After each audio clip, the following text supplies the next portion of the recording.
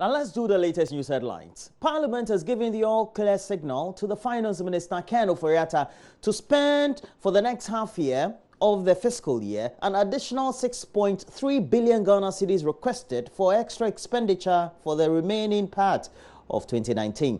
Well, in spite of the minority's opposition to the budget statement, the House, through a majority voice vote, approved the request by the Finance Minister. The Finance Committee, on the other hand, has also been tasked to deliberate on the proposed tax increments and present a report, actually, to the House for consideration and adoption. Well, as we move on, the leadership of the National Association of Graduate Teachers says it will not be able to restrain its members from going on strike if government fails to address their outstanding concerns. The association currently is accusing government of failing to pay salary arrears and allowances of their members. These came up at a news conference on Wednesday. Efo Evans Chinwe was there for JoyNews. Outlining the concerns at their press briefing on Wednesday, NAGWAD president mentioned issues such as the recall of senior high school suite teachers from their holidays, non-payment of salary arrears to teachers and promotions, and other related issues. According to Angel Kabonu, teachers are supposed to enjoy an uninterrupted 16 weeks vacation in between semesters, and during vacation, they mark and assess students before school resumes. Mr. Kabonu says teaching during the rest period must be negotiated for and cannot be compulsory. As part of the arrangement of the semester system, teachers are supposed to enjoy an uninterrupted 16 weeks vacation in between semesters. Let us note that it is also the period when the teachers are marking and assessing their students. Describing the engagement of teachers during vacation as an intervention exercise is very wrong, since the various schools have instituted intervention programs during the normal school period. Teachers should have the right to opt to be part of such exercise or not to be part of it. We call on the Director General of the Ghana Education Service to come to the negotiating table so that we discuss the rate and mode of payment for teachers who are interested should these classes be organized at all.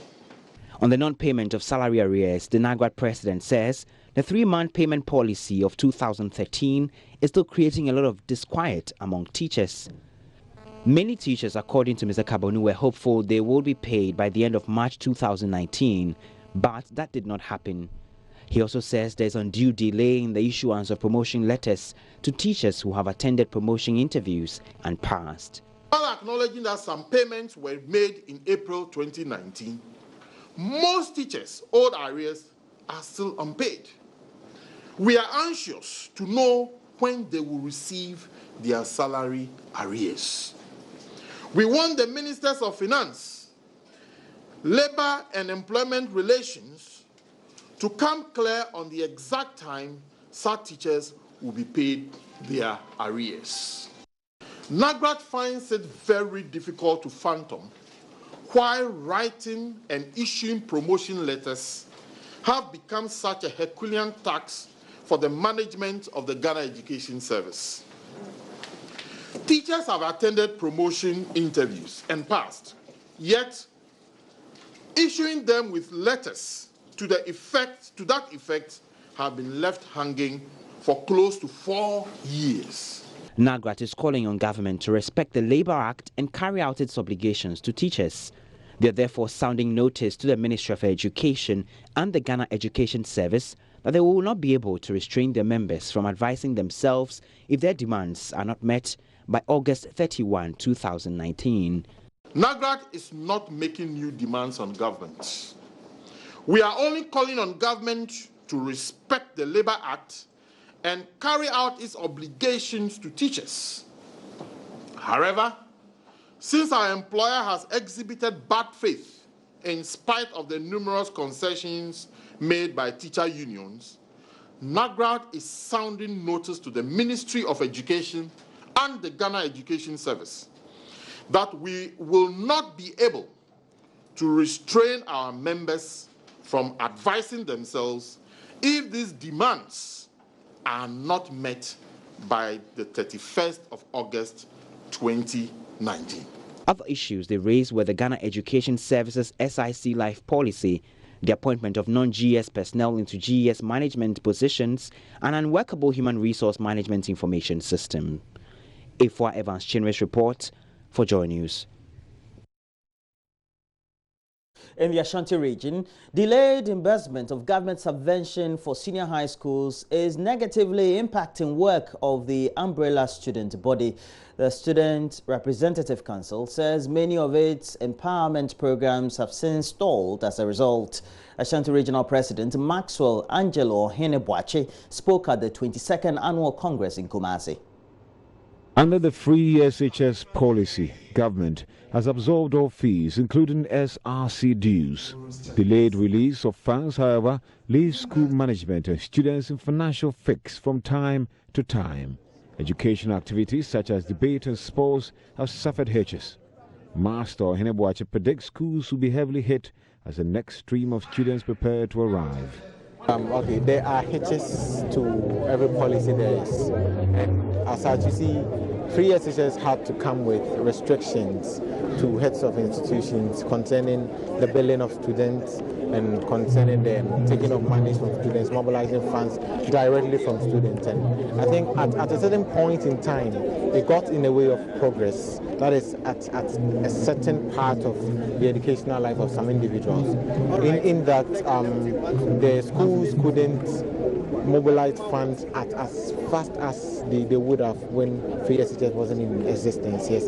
And that became a little hitch with respect to the free SHS policy. This year's Congress comes with a showcase by students. It's under the theme, Building Capacity of Today's Youth for Tomorrow's Challenges and Opportunities. Chief Executive of National Entrepreneurship and Innovation Plan, John Kuma, pledged government support for such initiative. Yes, funding has never been a problem, and I told them their number one challenge will never be money. Their number one challenge will be the ideas. And if you have a business idea that is good, it will fund for itself. And right now, I just saw a student who has done very beautiful shoes. I asked him how he did it. And with meager savings that he did, he's been able to start a line of shoes. Idea basically is not money. What you need is the innovation in the concept, and even your family will be there, friends will be there, government is also there to support them. And those who want to scale up, I told them about the NEIP fund of $100 million. They are also entitled to apply to. Reporter for JoyNews, Kwesi Deborah. Back here in Accra, President Akufo-Addo has urged Ghana's new ambassador to Togo, Kofi Mensah Demitia, to be mindful of the sensitive nature of Togolese politics. The president demanded he maintains a higher standard of comportment in his dealing with the Togolese political system. Our relations with Togo are very sensitive. I spent a lot of time in the last 2 years working there to try and help broker issues there. So they know me, and they are very conscious of what Ghana can and cannot do. We expect you to maintain very high standards in your comportment and in your engagement with the Togolese leaders.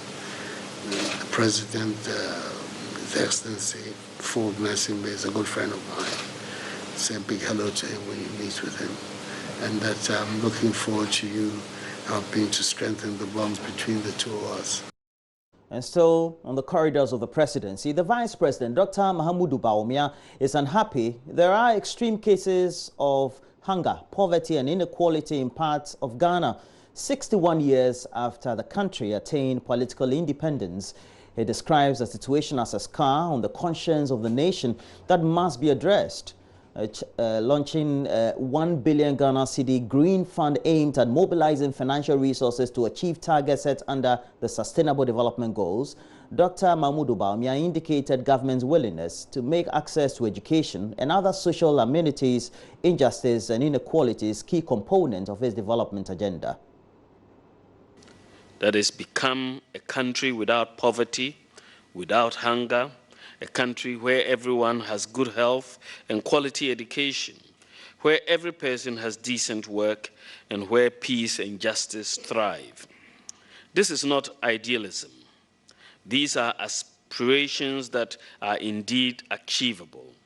60 years after independence and 25 years of a stable democracy, it is unacceptable that our people continue to suffer extreme forms of poverty and hunger.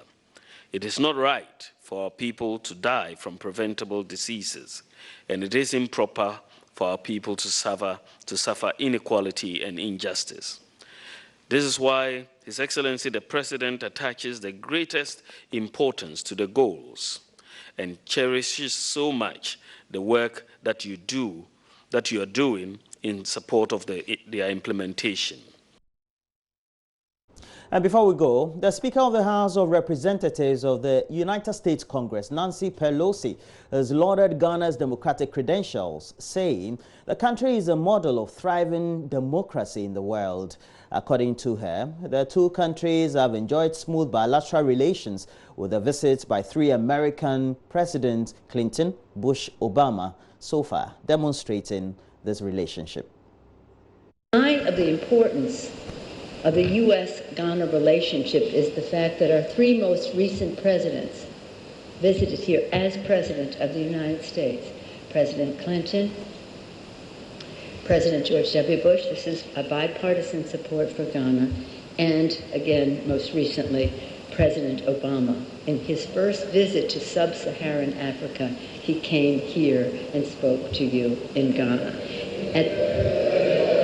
And when he did, he said, I see Africa as a fundamental part of the interconnected world, as partners with America on behalf of the future that we all want for our children,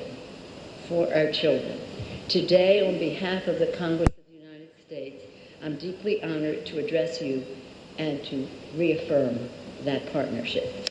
Today, we reaffirm the message of friendship delivered by then Prime Minister Nkrumah to U.S. Congress 6 decades ago when he said, quote, the friendship which today exists between the United States and Ghana will endure so long as our two countries exist.